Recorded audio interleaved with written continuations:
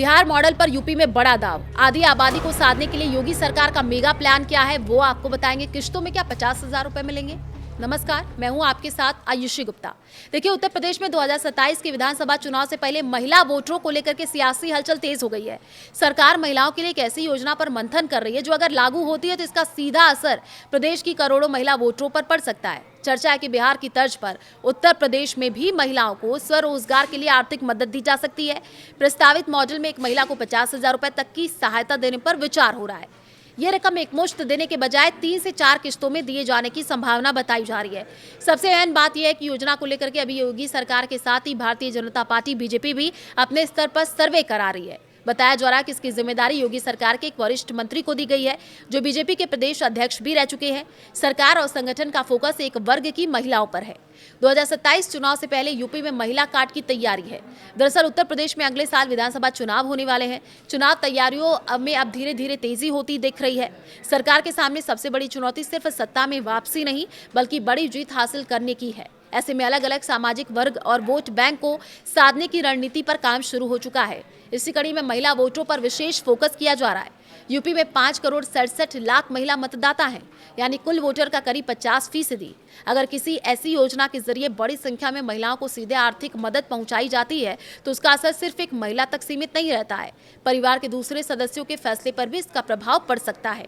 यही वजह है कि महिला कल्याण, स्वरोजगार, आर्थिक स्वावलंबन को जोड़ करके एक बड़ी योजना पर विचार किया जा रहा है। सूत्रों के मुताबिक महिलाओं को स्वरोजगार शुरू करने या उसे आगे बढ़ाने के लिए आर्थिक सहायता दी जा सकती है।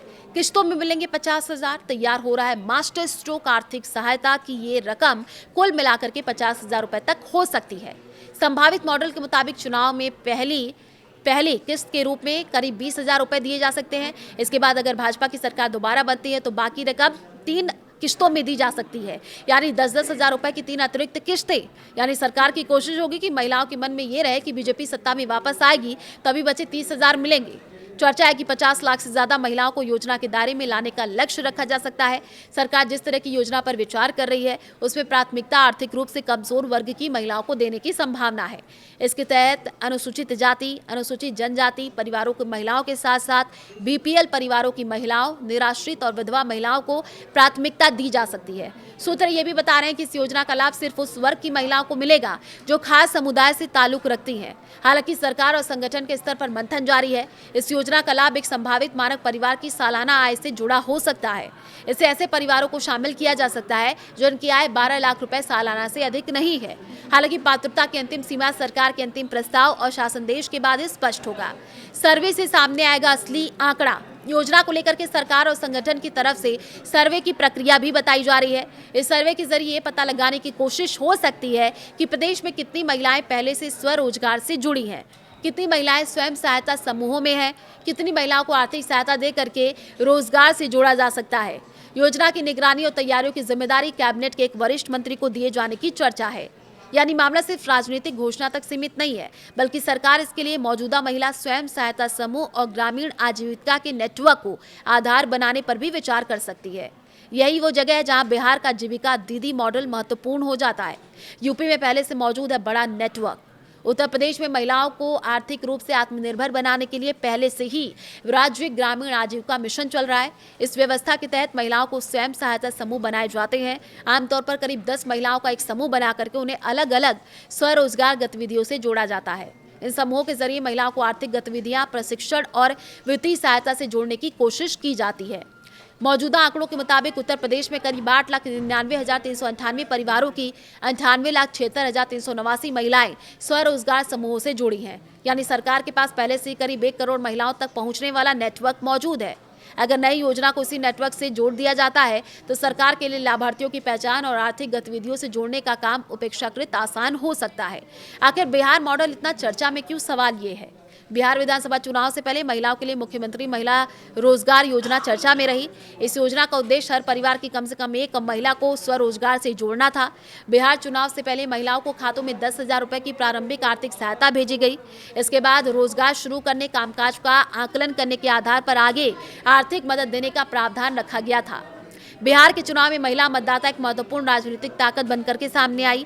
बीजेपी की अगुवाई वाले गठबंधन को बम्पर जीत हासिल हुई। इस बीच मॉडल को उत्तर प्रदेश में अपनाया जा सकता है। बता दें कि महिला वोट बैंक को लेकर के ये रणनीति सिर्फ बिहार तक सीमित नहीं रही।